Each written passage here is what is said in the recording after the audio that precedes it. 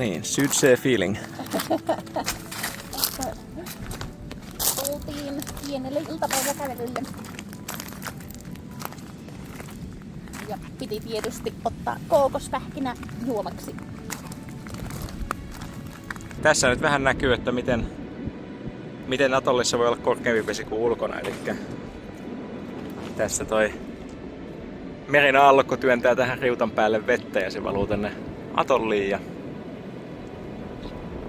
sitten tietysti kun näitä kohtia, joista se voi tulla sisään, on enemmän kuin niitä, joista se voi tulla ulos, niin siitä tulee tämmönen efekti.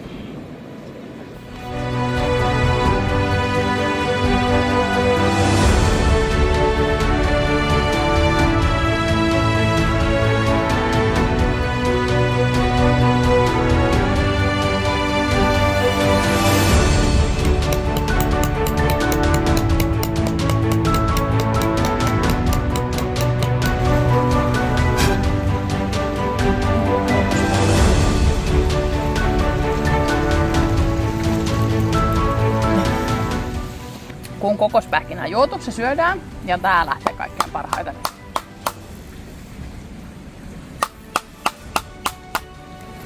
Naputtamalla.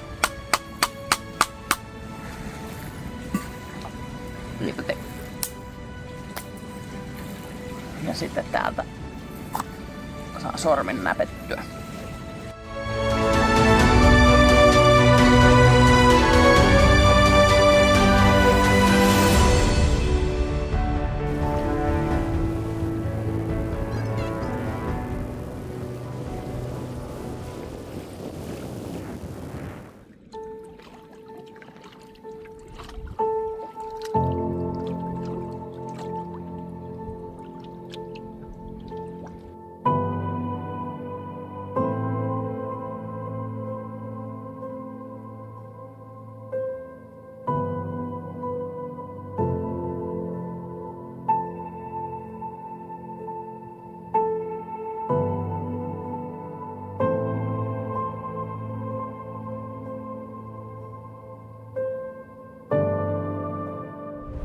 On matalaa tässä. Me ollaan tämmösen False Passin kohdalla. Ja köli on otettu ylös ja peräsinkin otettu ylös, mutta kyllä tässä pystyy purihtimaan. Suskia ei huoleta. Ei.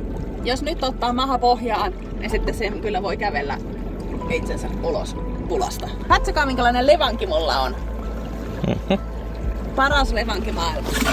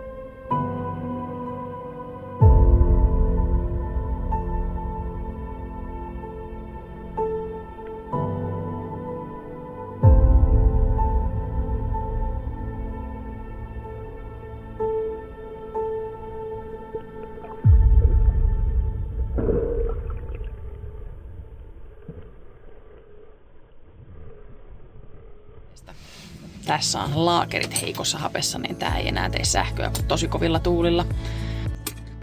Jes, se lähti. Ja sen alla pitäisi olla joku bushi. Joo, on. Projekti on repussa ja me mennään Reachille, koska Reachilla on riittävän iso uuni. Tuulikenne pitää laittaa uuniin, että sieltä saa ne kuulalaakerit irti. The only trick of getting them in is getting them started, because if they cock just a little bit, so Yeah. if you just kind of tap around the edges until it gets in, then you can just bring it in. Yeah. I think it just went in. Yeah. Sitten roottori sisään. Roottori sisään. Ja.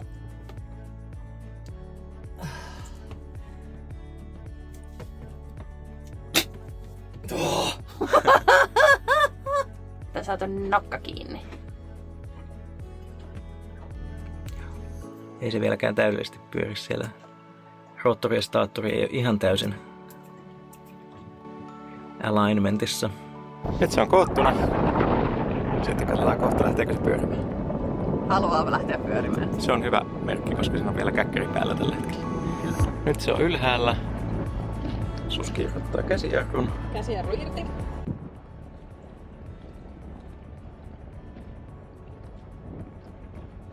Siellä niitä pullia pyöritellään. Ja sitten kohta ne litataan. Reissumies on pulla, joka on kokenut Newtonia. No, sitten litataan seuraava. Ja 4 reissaria mahtuu justiinsa grilliin. Ja helvetäden hienot liinat.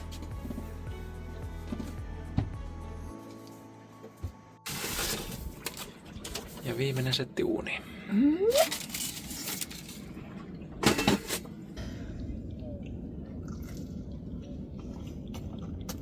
Hyvä.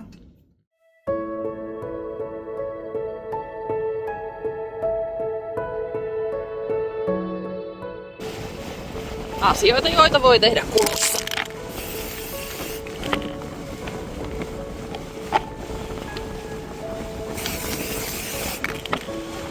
Odotellaan, että edellinen vene menee passista ulos ja sen jälkeen meillä on 24 tuntia aikaa mennä 53 mailia.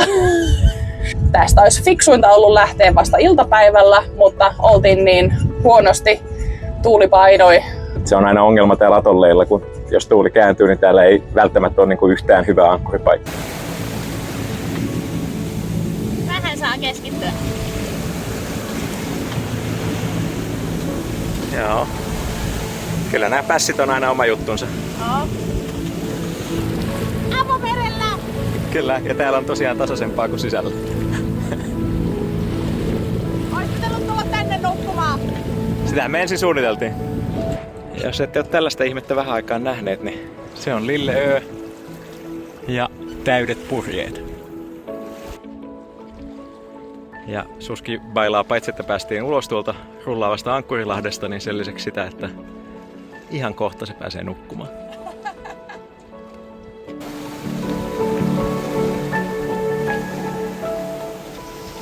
Tämähän menee vielä jännäksi. On 28 mailia perille ja tässä olisi semmonen 6 tuntia auringonlaskuun, että saattaa päästä vielä perille missä tahansa 3 ja 5 välillä voidaan mennä pässistä sisään. Tunti auringonlaskuun. Pässiin on 2,8 mailia. Eiköhän me sinne sisään mennä. Pakarava South Pass.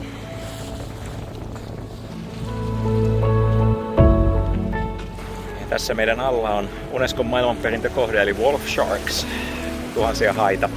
Eli pakari pysyä veneessä.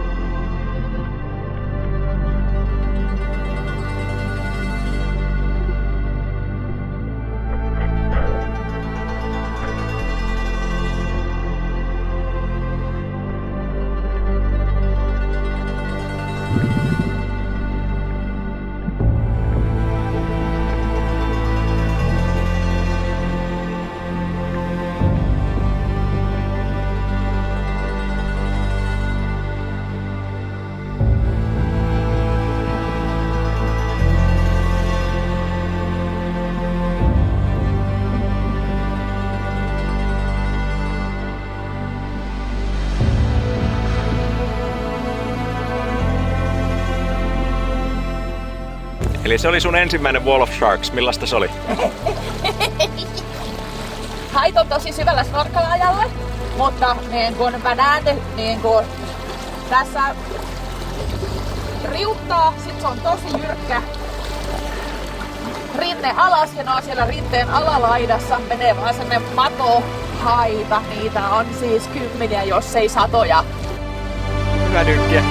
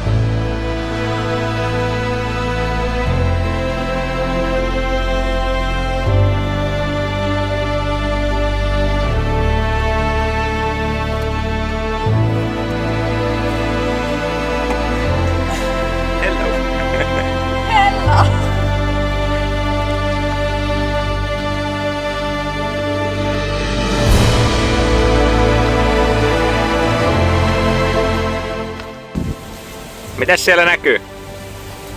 Kanalia ja kaloja. Ei tarvitse kasvua, että näkee.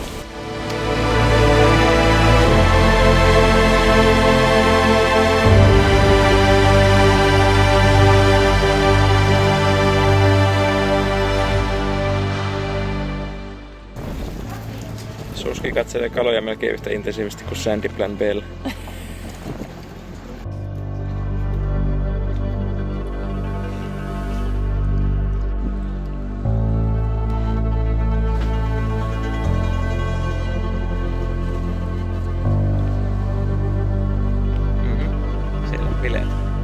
Noin isoja noin toiset hait. Ja täällä pimeydessä kulkee kaksi ihmistä, jotka ovat menossa treffeille. Kyllä kunnollista. Kyllä. Kun Suski sanoi, että treffi-ilta, niin ei me nyt ihan hiffattu, mutta on oikeasti treffi-ilta. Näin.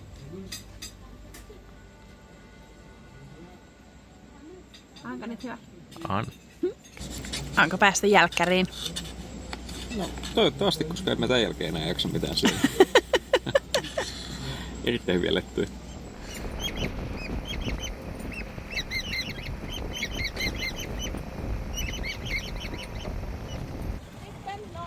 Jap, sitten nosto.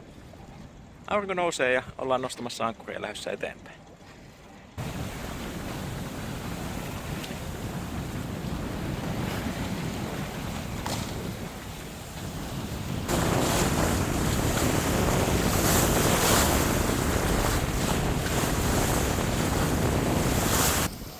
Täällä on kuulkaa vastaan tulevaa liikennettä ja kaikkea.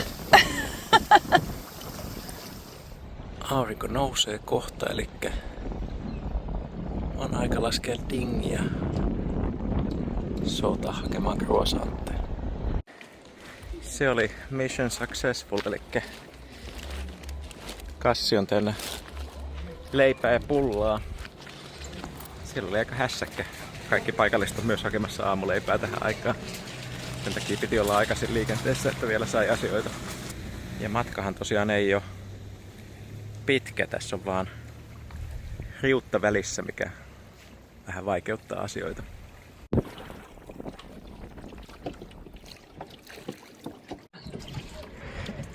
Ja näin. Kannattiko käydä aamuseikkailulla mun? Kannatti. Oot ihan paras poikaystävä. Pyörät alla. Päivän pyörät. Koskaan emme ole olleet näin vaarallisia.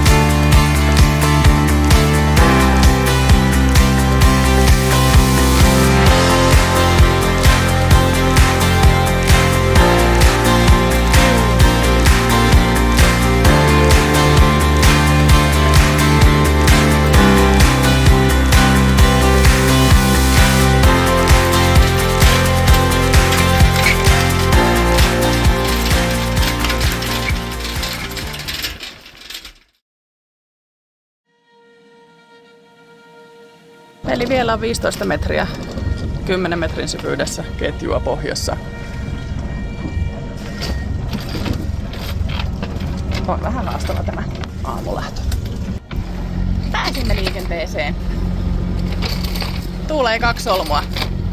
Jos piti joskus olla jumissa, niin tää oli se oikea kohta lähteä jumista pois. Mutta onneksi näkee pohjaa, niin näki. Mitä? Eli on Suskin ajovuoro ja sateenkaari tarjolla. Ja kohta vähän hyppyytysmeininkejä. Vähän pesukoneista.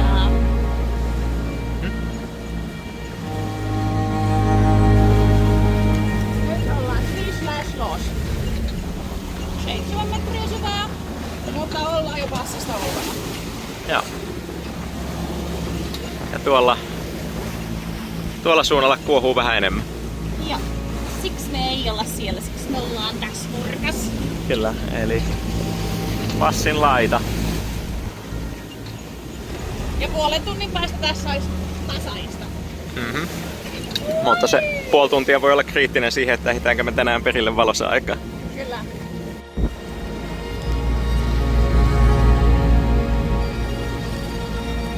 Tämä on false passi, eli ei passi laisinkaan. Tästä ei mene läpi asti. Me otetaan tuolta oikealta laidalta, näkyy. Tuolla näkyy pieni poiju. Me otetaan se. Ja chillataan tässä pari päivää. Eli katsotaan, onko meillä tänään kalakavereita. Yleensä meillä on ollut remoraaneja ja muuta. Juu, sieltä niitä tulee. Tämmönen kalasoppa meidän alla asuu. Siellä ne hengailee ja odottelee, että tulisi jotain herkkupaloja.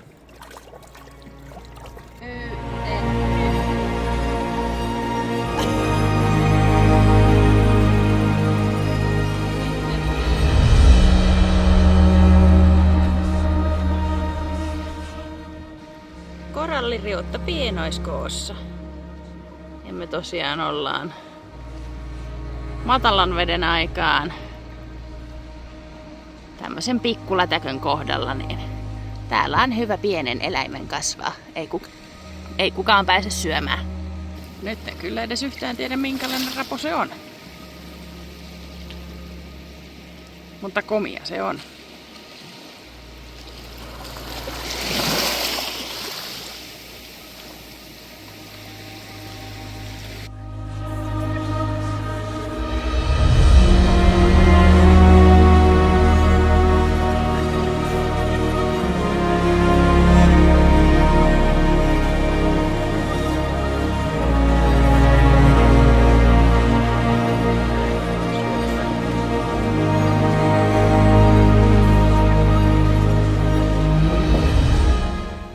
Huomenta.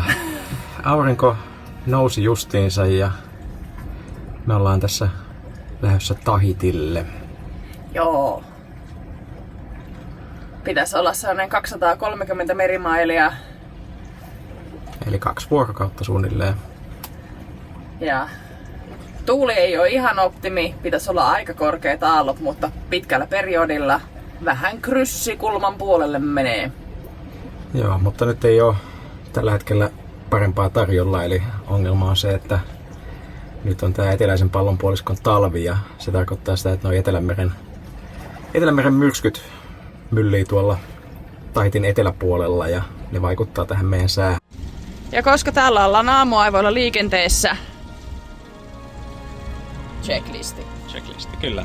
Elikkäs sääennuste, Tarkastettu, reittisuunnitelma, tehty.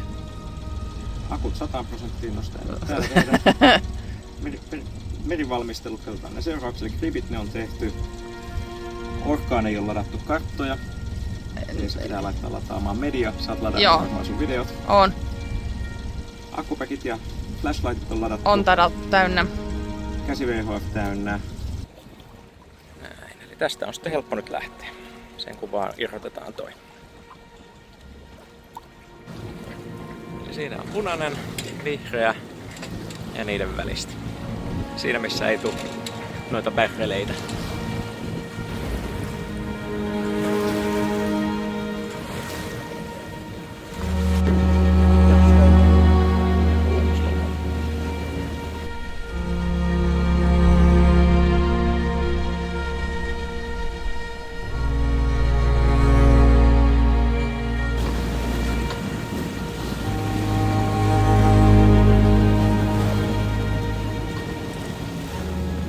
Ja mistä nähdään, että ollaan purjehtimassa kohti etelää täältä tropiikista. Suskilla on villasukat vahdissa.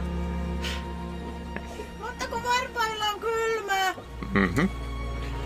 Lämpötila on siis ehkä noin vain 26 astetta. Me niin kuollaan, kun me päästään Uuteen-Seelantiin. Siellä Uudessa-Seelannissa tulee suurlähetystä ja ottaa passin pois. Eka merivahti. Tossa aamukahvista huolimatta aamun vapaa-vahdilla jopa sain pikkasen torkuttua, eli nyt on ihan hyvä meininki. Mene vähän keikkuu, tässä on tää tuuliaalto ja sen päälle on sitten tämmönen melkein 3 metriä korkea pitkä aalto, mikä tulee tuolta jostain Etelämereltä.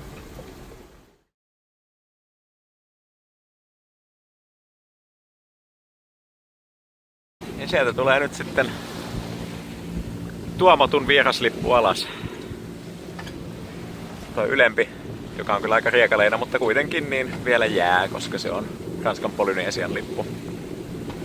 Taustalla näkyy Muurean saari ja tässä näin on sitten Tahiti.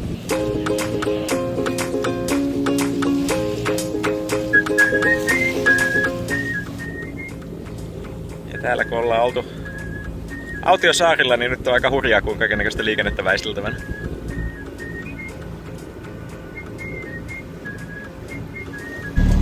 Papay the port control, this is sailing vessel Lilleö, over.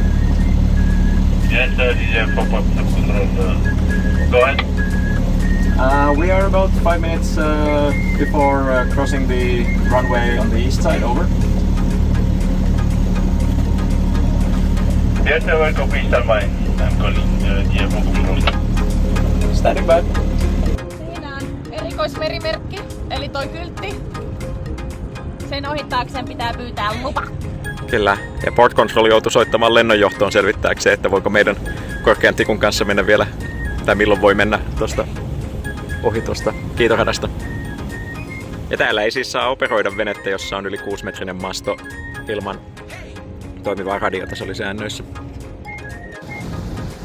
Ja siitä, että lentokentän papivalot ovat punaisena, kertoo, että me olemme liian matalalla, eli jos oltaisiin tässä nyt sorvaamassa laskua tonne kentälle, niin nyt olisi aika vetää ylöspäin.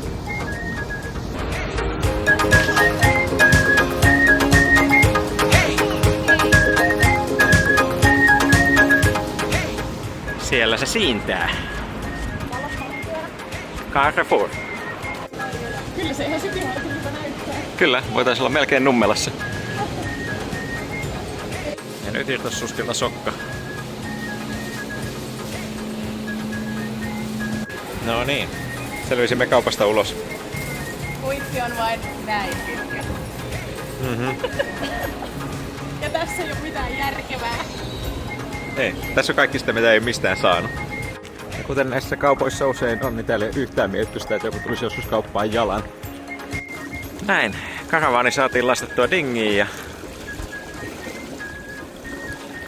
Sitten tämä 2 meripenikulman matka takaisin ankkuripaikkaan. Joo, ei varmaan tuu usein lähettyä kylille.